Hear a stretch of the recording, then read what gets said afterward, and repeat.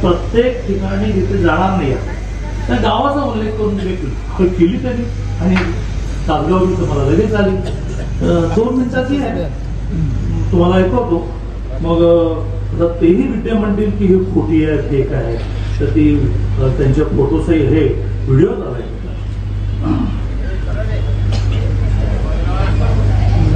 भारतीय जनता पार्टीचा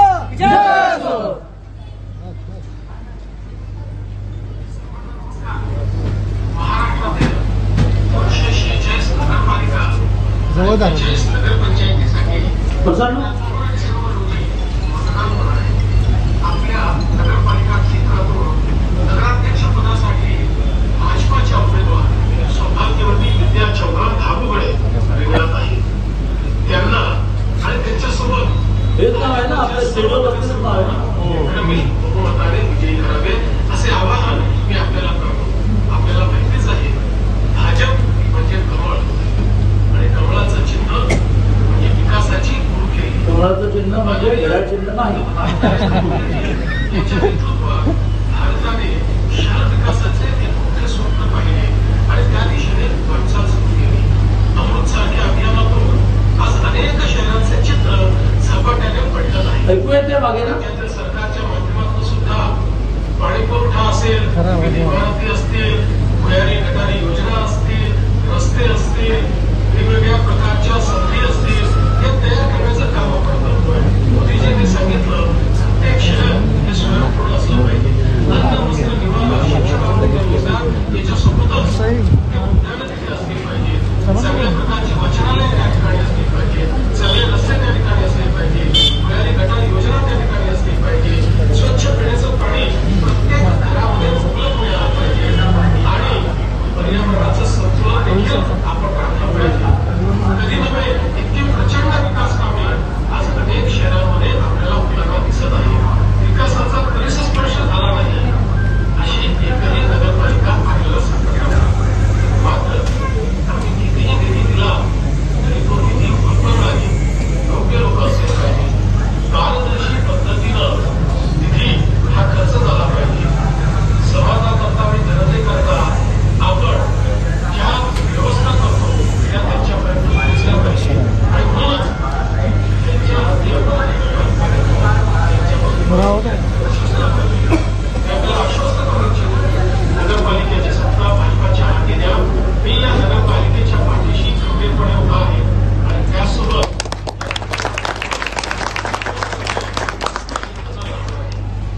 अजून आपल्याला बरीच कामे करायची आहेत.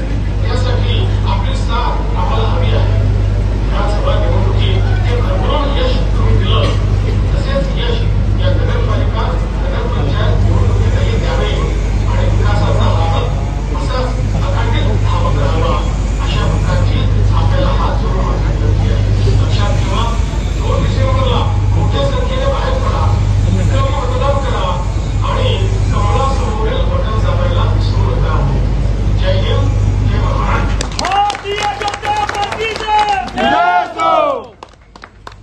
वाटतं सभा संपवायला हरकत नाही.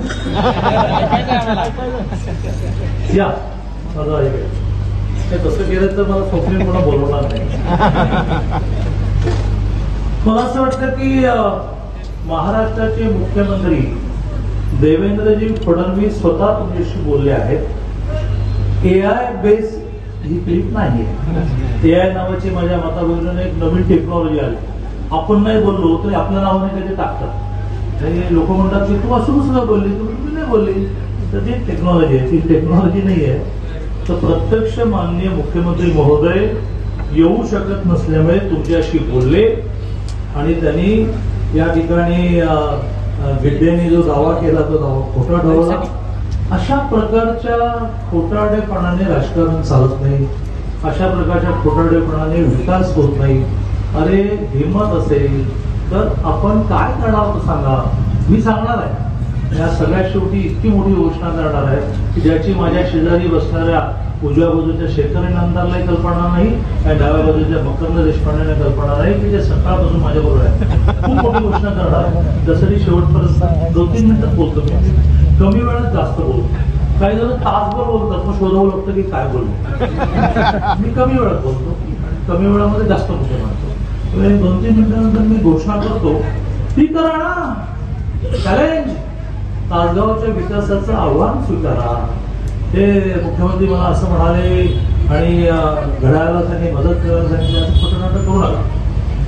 आज 2 तारखेला होणाऱ्या, आज दुपारपर्यंत अनिश्चितता होती की सुप्रीम कोर्ट काय निर्णय देत आहे.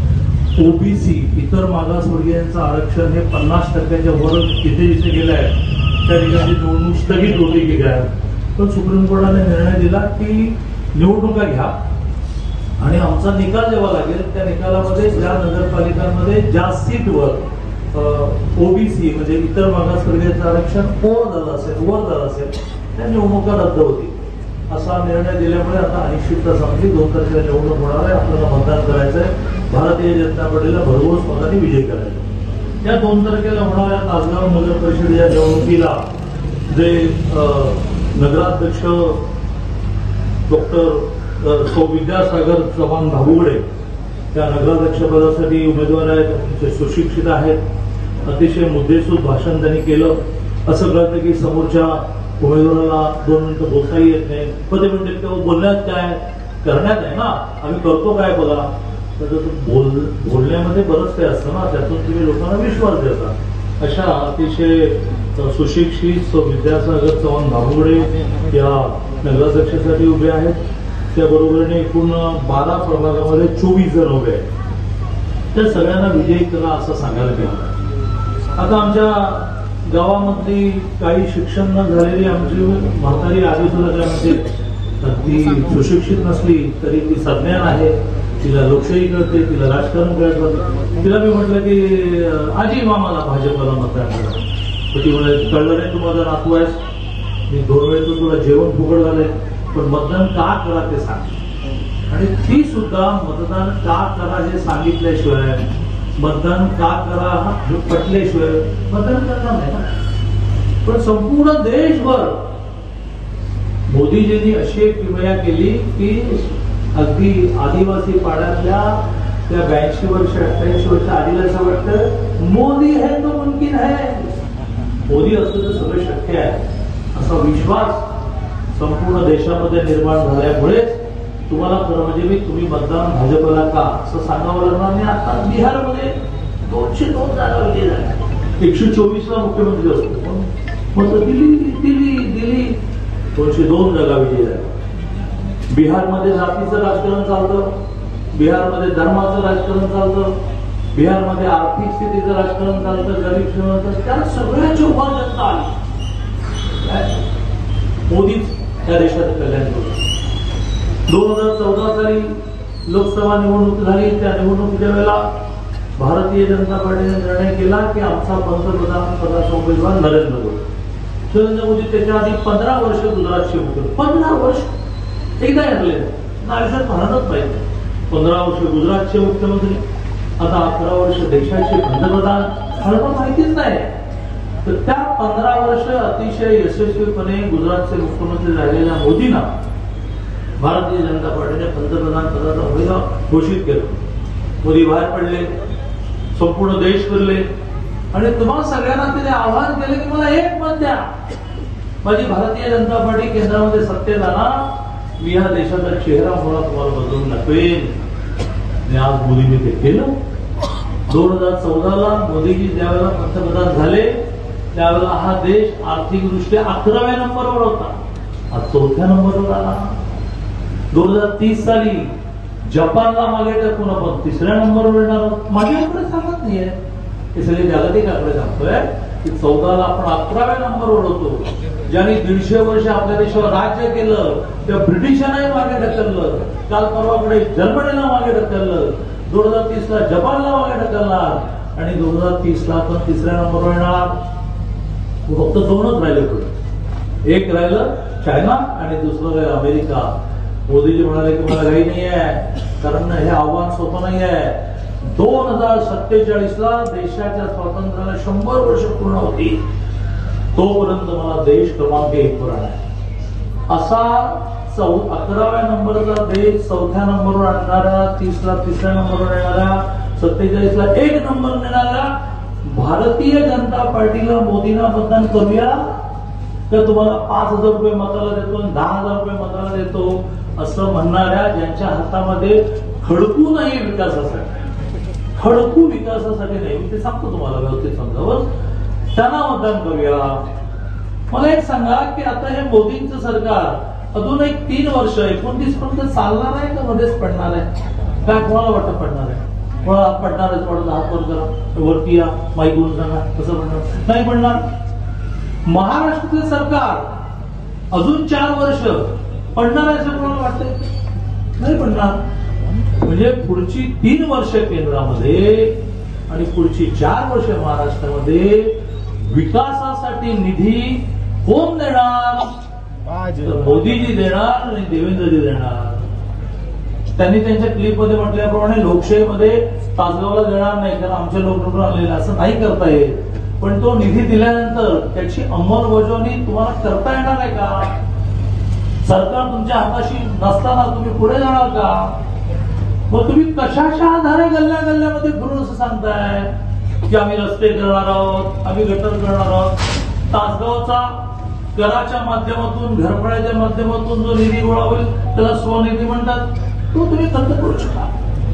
काही केंद्राच्या, राज्याच्या, जिल्हा नियोजनच्या योजना ते करू शकाल. पण जर सरकार इथे भारतीय जनता पार्टीचं असेल तर देवेंद्रजी आणि मोदीजी किती देतात? तर परवा मोदीजींनी पुणे महानगरपालिकेमध्ये, आता सत्ता नाही कारण महानगरपालिका बरखास्त झाली, त्या पुणे महानगरपालिकेला मेट्रोचे 2 नवीन मार्गिका दिल्या. त्याची कॉस्ट आहे 8,900 कोटी. 2 कोटी 1 कोटी नाही, 8,900 कोटी. या आधी ज्या रेल्वे दिल्या, मेट्रो दिल्या, त्या पूर्ण झाल्या. 3 लाख लोक प्रवास करतात, त्याची किंमत आहे 11,000 कोटी. त्यांनी सांगली महानगरपालिकेत सत्ता होती तर कुपवाडला अंडरग्राऊंड गटर योजना दिली 475 कोटी. मग हे तुम्ही तासगाव नगरपालिकेमध्ये जे टॅक्सेस गोळा होणार त्या स्वनिधीतून करू शकणार आहात का? तुम्हाला राज्यात सत्ता असणाऱ्या ग्रुपशी कनेक्ट व्हायला लागेल, केंद्रात सत्ता असणाऱ्या ग्रुपशी कनेक्ट व्हायला लागेल. त्या साधा प्रश्न आहे. मी आज घोषित करतोय की आजपासून एकच अर्थ, म्हणजे मी असाच कसा काय धर्म करेल. तुम्ही जर तासगाव नगरपालिकेमध्ये नगराध्यक्ष निवडून दिलात तर त्याच्या दुसऱ्या दिवसापासून तासगावचा पालकमंत्री चंद्रकांत सरस्वती वरती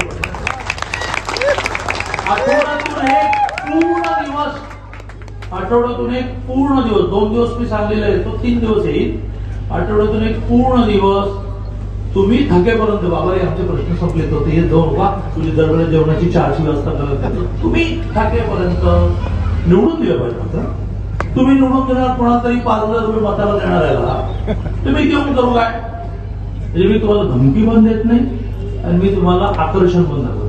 हे फॅक्ट सांगतो की जर तुम्हाला खरंच विकास करायचा असेल तर भारतीय जनता पार्टीचं सरकार, भारतीय जनता पार्टीचं सरकार आणलं तर मी जिल्ह्याचा पालकमंत्री आहे, पण मी आठवड्यात एकदा तासगावला येईल.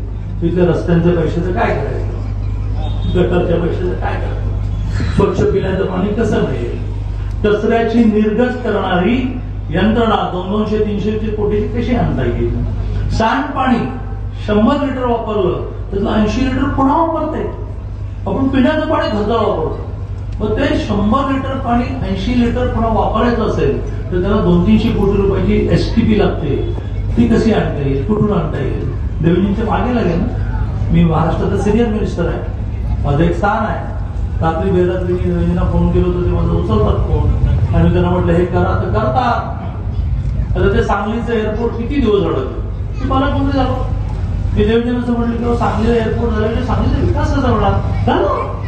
ऑर्डर निघाली, नवीन 200 एकर जागा घ्यायची आहे, त्यासाठी कलेक्टरला ऑर्डर निघाली की पहिली जागा आहे, अजून 200 एकर घ्या, तुमचं एअरपोर्ट करून लागतो. मग सांगलीमध्ये मी पालकमंत्री नसतो, माझे देवेंद्रजींचे संबंध नसते, देवेंद्रजींना सांगलीचं एअरपोर्ट करावंच वाटलं नसतं तर तिथल्या काय काँग्रेसच्या खासदाराने आणि आमदाराने ते करून घेतलं असतं का? लोकशाही आहे. लोकशाहीमध्ये ज्याचं बघा, लोकशाहीचा अर्थ काय, निवडणुकांचा अर्थ काय, तर तुम्ही सगळ्यांनी रोज नगरपालिकेमध्ये जाऊन नगरपालिका चालवायला पाहिजे. तुम्हाला वेळ नाही, मग तुम्ही कोणाला तरी मत देता, म्हणजे काय काम देता, हे बाबा हे तुला मत देतो पण माझ्या वतीने काम, हे सगळे जण आहेत तर तुमच्या वतीने काम करणार आहे. तुम्हाला वेळ नाही म्हणून ते तुमच्या वतीने काम करणार आहे. ही जर लोकशाहीची कल्पना असेल तर ज्याचं राज्य येतं त्याच्या हातातच तिजोरी येणार, तोच तिजोरीचा खर्च करू शकणार. तुम्ही कंठशोष केला, देत कसे नाही, घेतल्याशिवाय राहत नाही, कसं काय मिळणार लोकशाहीमध्ये? ज्याचं सारखं त्या नगराध्यक्षाची सही लागते ना. आता काही जण आमच्याच बरोबर असणारे म्हणतात की पण सगळं ठीक आहे, आम्हाला मतदान करा, कारण तिजोरी केली आमच्याकडे. म्हटलं तिजोरी तो मालकच आहे ना आमच्याकडे, मुख्यमंत्री.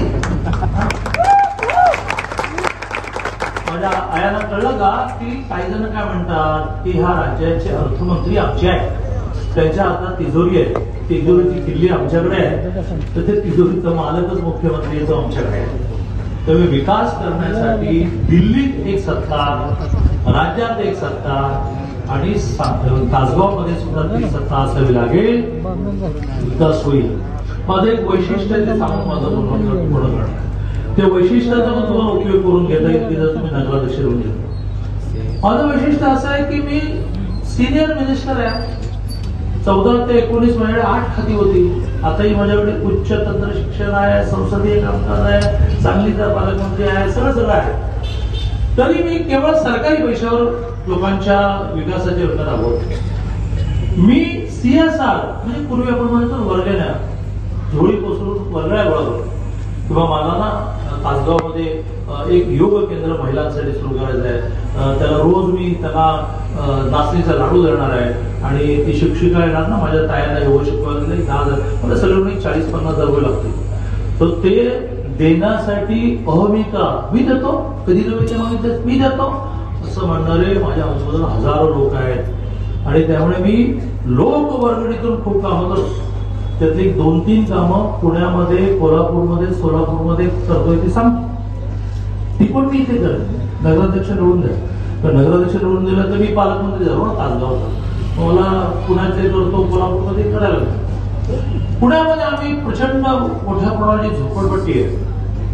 त्या झोपडपट्टीमधल्या ज्या 15 ते 20 वयोगटातल्या मुली आहेत, झोपडपट्टीत नाही, गरीब मुली 15 ते 20 वयोगटातल्या, त्यांना 15 ते 20 या वयोगटामध्ये काही ना काही करावं असं वाटत असतं. मी योगाच्या क्लासला जावं, मी जिमला जावं, मी ब्युटी पार्लरला जावं, मी सिनेमाला जावं, मी आउटिंगला जावं, मला रोज चांगलं पौष्टिक खायला मिळावं, कारण ती हळूहळू वयात येत असते. आणि मग बरोबरची मुलगी कॉलेजमधली सिनेमाला गेली की तिला असं वाटतं मला नाही सिनेमाला एवढे पैसे देत. मग ती जिमला जाते, ती योगाला जाते, तिला रोज योगानंतर पौष्टिक खायला मिळतं. अशी ती माझ्या ग्रामीण भाषेत सांगायचं तर खंतावत असते की मला हे नाही मिळत. आम्ही पुण्यामध्ये मानसी नावाने प्रोजेक्ट सुरू, सरकारी नाही, सरकारी पैसे नाही, शेखर इनामदाराच्या त्याच्या खिशातून पैसे काढतो आम्ही, पैसे द्या मला. आणि आम्ही पहिलं केळेवाडी नावाच्या झोपडपट्टीमध्ये सुरू केला प्रकल्प की रोज योगाला येण्याच्या आधी संपूर्ण मेडिकल चेकअप, त्याला इंग्लिशमध्ये थरो म्हणतात, नखापासून केसापर्यंत संपूर्ण मेडिकल चेकअप. त्या फुकट, आता इथे कुठली गोष्ट विकत नाही. मेडिकल चेकअपच्या आधारे तिच्या शरीरामध्ये जी कमतरता आहे त्याच्या आधारे औषधं, इंजेक्शन, टॉनिक योगानंतर खाणं. 5-6 ब्युटी पार्लरमध्ये कुठे जाऊन तुला पाहिजे ते तू पैसे द्यायचे नाही, ते माझ्या नावाने बघितले जाते. दर 6 महिन्याने डेंटिस्ट पुढे जाऊन दात क्लीन करून आपण जे ब्रशिंग करतो म्हणतो ना ते साफ होत नाही, धातात मध्ये काहीतरी. पण 5-6 महिन्याने एकदा डेंटिस्ट कडे जायला लागतो. तो डेंटिस्ट सगळं तुमचं काढून देतो, पैसे देतो 1200-1300 रुपये. आमच्या ह्या बहिणींना दर 6 महिन्याने डेंटिस्ट कडे जाणं फ्री, महिन्यातून एकदा सिनेमा फ्री. आता तुकाराम महाराजांवर एक चांगला सिनेमा आलाय, तो सोमवारपासून सगळ्यांना फ्री बघायला मिळणार आहे. त्याच्या आधी छावा सगळ्यांना फ्री बघायला मिळाला. दर 3 महिन्याने जवळच्या एखाद्या ठिकाणी सहलीला जाणं फ्री. वाढदिवस साजरा होणार, त्या वाढदिवसाला भेट असतो.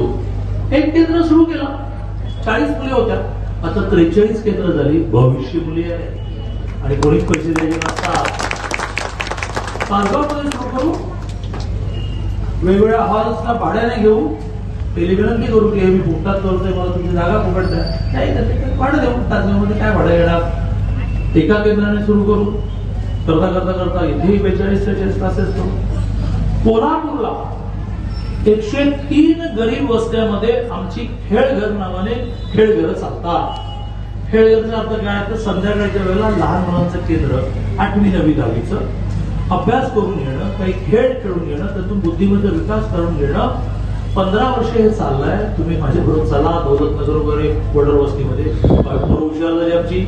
रोज 2100 मुलं, 103 केंद्र, 250 शिक्षका. पुन्हा पगार सरकारचा नाही, पगार लोकांच्या वर्गणीमधून, लोकसभा 2100 मुलं झाले. रोज मुलांना खाणं, पैसा शुल्क नाही, 250 शिक्षिका. पोरं आमची डिप्लोमा होत आहेत, 1-2 पोरं डॉक्टरीला गेली. इथे सुरू करू, इथल्या शेवटचा प्रकल्प सांगतो. शेवटचा नाही आहे, माझ्याकडे मोठं पोत्र आहे, पण आता त्याची वेळ नाही, मला तिथे भेटायला जायचं. तुम्ही पण बराच वेळ बसलेले आहे. गरीब घरामध्ये आमची वहिनी, आमची ताई गरोदर राहिली की तिला इतरांप्रमाणे, श्रीमंतांप्रमाणे चांगल्या हॉस्पिटलला नाव नोंदवता येत नाही, चांगलं खाणं होत नाही. इंजेक्शन, स्कॅनिंग म्हणतो, एक स्कॅनिंग द्यायचं बोललं 500 रुपये. त्या स्कॅनिंग मधून दर 2 महिन्याने बघायला लागतं की बाळाचे वाढायचे, आम्हाला पण पैसे देणार. आम्ही सुखदा नावाचा एक प्रोजेक्ट केला आणि पुन्हा गावात फ्री. आमचं ते क्लिनिक बघितलं तर ते क्लिनिक बघितल्यानंतर तुम्ही चकित व्हाल. 3-3 गायनाकॉलॉजिस्ट आहेत चांगल्या पगाराच्या. दुसऱ्या महिन्यापासून सगळं फ्री, रोजचं खाणं फ्री. 2 कॉलेजच्या मुली स्कूटरवरून त्यांना पगार आहे, त्यांच्या घरामध्ये बॉक्स पोहोचवतात. Delivery normal free, delivery caesar free, delivery मूल पेटीमध्ये ठेवण्याचं फ्री. मूल पेटीमध्ये ठेवलं तर कधी कधी 10 लाख रुपये खर्च. सीझरिंग आणि सगळी मोठी हॉस्पिटल, 20 हॉस्पिटलची आमची लिस्ट असते. आम्ही ताईला देतो, तर कुठल्या हॉस्पिटलमध्ये डिलिव्हरी किती करायची. दिनानाथ सारख्या हॉस्पिटलमध्ये, सह्याद्री सारख्या हॉस्पिटलमध्ये 90% महिला त्याच्यावर पडतात. दिनानाथ, मग तिचं नाव दिनानाथ मध्ये नोंदवल्यानंतर ती तिच्या नातेवाईकांमध्ये प्रभाव पडते. मग आधी डिलिव्हरी दिनानाथ होणार आहे. दिनानाथला 80,000 रुपये घेतात डिलिव्हरीला. नाही, ते आमचे सुखदा म्हणतात. 6 महिन्यापूर्वी प्रकल्प सुरू केला. रोज रात्री त्याची प्रमुख स्मिता पाटील मला फिगरचं रिपोर्टिंग करते की आज डिलिव्हरी किती झाल्या. काल रात्रीची फिगर गेल्या 6 महिन्याची 522 आहे. 900 जणी रांगेत उभे आहेत. 2रा महिना, 3रा महिना, 4था. इथे सुरू करू सुखदा, तिथे सुरू करू मानसी, तिथे सुरू करू खेळकर. 5,000 रुपये घेतले मताचे ना, तर ते त्याला म्हणतात पापाचे पैसे पसत नाही, ते जातील एका दिवसात खाण्यामध्ये. पण तुम्ही मतदान केलं तर सरकारी जिल्हा नियोजन मधला निधी आणतो, राज्याचा नगर विकास आणतो, केंद्राच्या काही योजना STP म्हणजे पाणी शुद्ध करण्याच्या आणतो. आणि मग शेखर इनामदार मकरंद देशपांडे झालेल्या मित्रांमध्ये सारखा खिशात हात घालत असतो. त्याच्यातून या अनेक गोष्टी 3च सांगितल्या. कीर्ती 3 ग्रंथालय, प्रत्येक ग्रंथालयात 10,000 पुस्तकं फुकट, डिपॉझिट नाही, फी नाही. पुण्यात 3 आहे, कोल्हापुरात 3 आहे. तिथे 3 सुरू करू. गल्ल्या गल्ल्यामध्ये सोमवारी सकाळी 9 वाजता तासभर ग्रंथालय थांबा. धार्मिक ग्रंथ घ्या, कादंबऱ्या घ्या, काय पाहिजे ते घ्या, डिपॉझिट करू नका. पण त्यांनी पुस्तक परत माझ्या नशीब ग्रंथ आलं, ते सगळं करतो. पण हे सगळं करतो तुम्ही ह्या 5,000 10,000 रोज पक्ष बदल. अरे गिड्डे, आमचे राज्याचे किसान मोर्चाचे पदाधिकारी, त्याला काय म्हणायचं, मुख्यमंत्र्यांच्या नावाने थाप मारताय. झालं काय आता ओळख पडले त्या कोणाला पडलं. आता गिड्डे समोर दिसलं की पकडा शर्ट आणि हा ही क्लिप बघ, ही क्लिप खरी तर तू म्हणतो 45 वर्ष सामाजिक राजकीय जीवनात काम होतं, एक दिवस खंड पडला नाही. त्याचं कारण दिवसभर काम करायचं, रात्री शांत होतं. मला कधी झोपीची गोळी घ्यावी चालेल, तर खोटं काय बोलत होते. माझ्या गुरुने मला सांगितलं, ते सांगून माझं बोलणं बोलतो. माझे गुरु म्हणाले की नेहमी खरं बोला, लक्षात ठेवावं लागेल. खोटं बोललं की लक्षात ठेवायला होतं. ह्याला काय सांगितलं, तोपर्यंत त्याच्या डोक्यात ठेवलं, ह्याला काय सांगितलंय, बरोबर ना. खरं बोला, लक्षात ठेवायला लागत नाही. रात्री मस्त की 1 वाजता झोपा. काल रात्री महाराष्ट्र एक्सप्रेसने निघालो, गाडी 1ला आली, तरी 2 वाजेपर्यंत मी माझ्या मोबाईलवर काम करत होतो. 2ला जर झोपलो तर माझ्या सिक्युरिटी गार्डने ताप चांगली आया. अरे चांगली आलं का, 3:30 तास झोपलो. वाटतंय काय फक्त 3:30 तास झोपलो. सगळं बदलून तिसरी सभा आहे आणि प्रत्येक शहरामध्ये चर्चा करतोय, वाटते का चेहऱ्यावर नाही, खोटं करत नाही, खोटा व्यवहार करत नाही, लोकांच्या कल्याणासाठी काम करतो. हा का तर मी हिंदू संस्कृतीचा वारसा आहे. हिंदू म्हणजे उपासना म्हणजे नाही, देवळात जाणारा हिंदू, देवळात न जाणारा हिंदू नाही. हिंदू माणूस हा सतत इतरांच्या मदतीचं काम करतो आणि सांगत नाही ह्या हाताचा त्या हाताला कळू देत नाही. आताही तुम्हाला मी का सांगितलं तर तुम्हाला ह्या हवं असेल ते मी करायला तयार आहे आणि त्यामुळे ह्या हाताचं त्या हाताला कळून देणं याला हिंदू संस्कृती म्हणतात. आणि त्यामुळे जाहीरनामा शासकीय घोषित झाला तर आम्ही हे करू, आम्ही ते करू, आम्ही ते करूच, शासकीय निधीतून करू. माझा जाहीरनामा मी घोषित केला की तासगाव, तुम्ही तासगाव सकाळी जतला जाऊन आला, मग तुम्ही आटपाडीला जाऊन आला, तर भेटायला जाणार आहे. तासगावचं हे जरा पैशाचं राजकारण आहे, मला सांगतोय. शुद्ध चाली करायचे, सुशिक्षित लोक मला निवडून द्यायचे म्हणून मी माझा जाहीरनामा घोषित केला. तुम्ही माझ्या पार्टीला विजयी करा, तुम्ही माझ्या उमेदवाराला विजयी करा, मी तुम्हाला लोकसभातून हे करेन, ते करेन, ते करेन, ते करेन. बरोबर ना? काय करायचं? द्यायचं का भारतीय जनता पार्टीला विजय करायचं का? त्याला वाटतं तरी हात आले एक तर एक हातवर. अरे इथेच बहुतेक 3-4 हजार लोक बसले आहेत. जाऊन घरातला नवरा आणि लग्न होऊन गेलेली जवळची मुलगी बिलगी सगळ्यांना सांगितलं तर इथेच 12-13 हजार लोक होऊन गेली. कितीची नगरपालिका तुमची होता? 47, 37,000. मतदान किती होणार? 22-23 हजार. इथल्या 2-3 हजारांनी प्रत्येकाने 3 जणांना जाऊन सांगायचं की दादा इथले पालकमंत्री होणार आहे आणि मग आपण नगराध्यक्ष निवडून दिला की आपल्याला निधी मिळणार आहे. 3-3 जणांना सांगितलं. किती झाले? 12-13 हजार. 37,000 मधलं मतदान होईल 30,000. 15,000 द्यायला पडेल तो विजय होईल. मागच्या वेळेचा तालुक्याचा नगराध्यक्ष कितीला झाला? अरे राजकारणात काम त्यांना फटाफट आकडे पाठ पाहिजेत. पत्रकारांना माहिती असतं.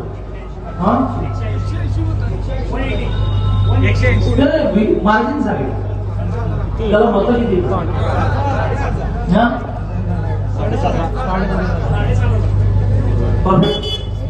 7,500 मतं इथून जाता जाता मिळून जातात. तुम्ही किती जणांना जाताना सांगाल की बीजेपीला मतदान? सर्वांना. हे म्हणजे राजकीय उत्तर. राजकारणात करायचं काय नसतं, विकास काय करू ते सांगणं.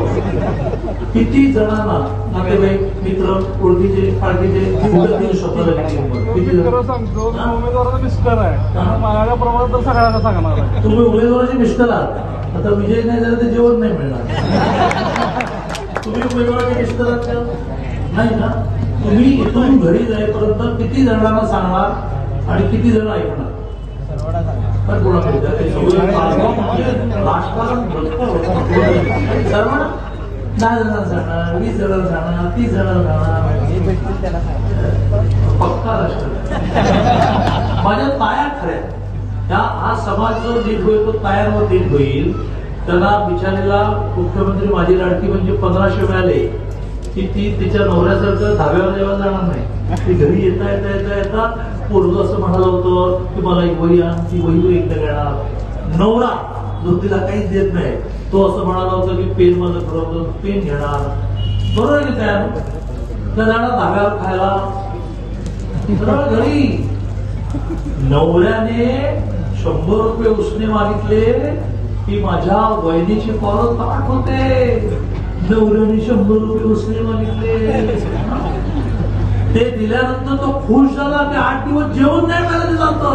नवरा खुश. आणि द्यायला नसले तर 8 दिवस झोप लागत नाही. मेल्याने कधी नाही ते मागितले माझ्याकडे नव्हते. चांगला पावशेर ठेवायची संधी मिळाली माझ्याकडे नव्हते. तर अशा आमच्या प्रामाणिक ताया आहेत की ज्या असं एक एक करून कोणी तांदळाच्या डब्यात, कोणी पिठाच्या डब्यात, कोणी साडीमध्ये, कोणी गादीमध्ये तिजोऱ्याच्या. त्या देशातली स्त्री 1-1 ग्रॅम घेऊन सोनं घेऊन पोळीच्या लग्नाची तयारी करते. बाप नाही करत. मला क्षमा करा. तर एखाद्या ताईने सांगा बघू की ताई अगदी खूप हसते. तिने सांगा की किती जणांना जाताना सांगणार कोणाला मतदान केला सांगा बघू. अरे स्त्रियांनी लाजण्याचे दिवस गेले बाई. ते आमच्या SP कॉलेज आहे ना पुण्याला, तुम्ही 82 पासून पुण्यात जातो, तर 82 पासूनचं चित्र असं होतं की पोर उभी असते, पुरी माने करून जायचं. आता उलट की पोरी उभी असतात त्याचं पोरं मान खाली करून जातात, ते लाजून त्यांना हसतं. कोणीतरी एक काही उठून सांगा, 10 जणांना जाताना सांगावलंय, 20 जणांना सांगावलंय, कोणीतरी सांगा. तुम्ही सोपं बोलतो, प्रश्न कठीण नाही. उठून सांगा उठून सांगा सांगा उठून. इकडे या झेंड्यामधून दिसते मला एक ताई. सांगा सांगा सांगा 20 जणांना. पुढच्या मला सभा करता करता पुढच्या मोजता येतात 1 2 3 10 आणि ही साधारणतः 300 गुणिले 10 मोठी संख्या आहे. या माझ्या ताईने 10 सांगितलं, पुरुषांनी ते जास्त सांगितलं पाहिजे. काका केस पिकले, किती माणसं गावामध्ये तुमच्या वडीलची आहेत? किती माणसं आयुष्य गेले नाही तासगावात? तासगावात नाही आयुष्य गेलं, पुढे गेलं आयुष्य. तासगावात आयुष्य गेलं. तासगावात तुम्ही ओळखता, तुम्हाला मानतात. तुम्ही सांगितलं तर म्हणतील बरं, कालपर्यंत मी घड्याळा देणार होतो, आता कमळाला देतो, असं म्हणतील अशी माणसं तुमच्या आयुष्यात किती आहे? तुम्ही किती जमा सांगणार? भरपूर सगळे राजकारणी. जय जय महाराज.